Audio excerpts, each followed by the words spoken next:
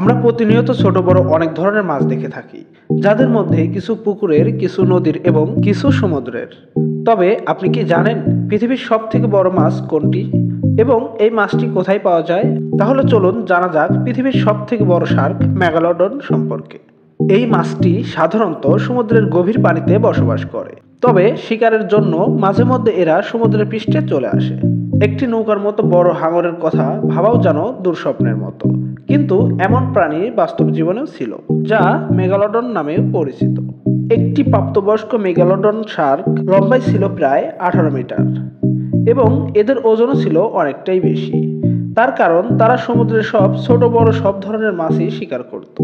এই শার্কটির ওজন ছিল প্রায় 20 টনের কাছাকাছি। এই শার্কটির মুখ এতটাই বড় ছিল যে ধারণা করা হয় এরা অনায়াসেই একটি ছোট নৌকাকে গিলে খেতে পারত। যে কোনো মানুষ কোনো রকম বাধা ছাড়াই এই শার্কটির পেটে প্রবেশ করতে পারবে বলে ধারণা করা হতো।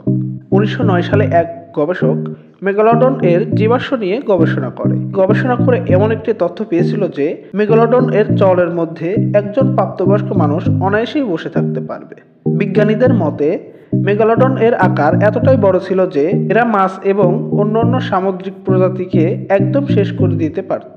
মেগালোডনকে আজকের গ্রেট হোয়াইট শার্কের বংশধর বলে ধারণা করা হয়, যারা বর্তমান পৃথিবীর সবথেকে ভয়ঙ্কর শিকারীর মধ্যে অন্যতম। আপনারা যদি জীব বৈচিত্র্য সম্পর্কে জানতে চান তাহলে অবশ্যই আমাদের সাথে থেকে আমাদের চ্যানেলটি সাবস্ক্রাইব করে রাখবেন।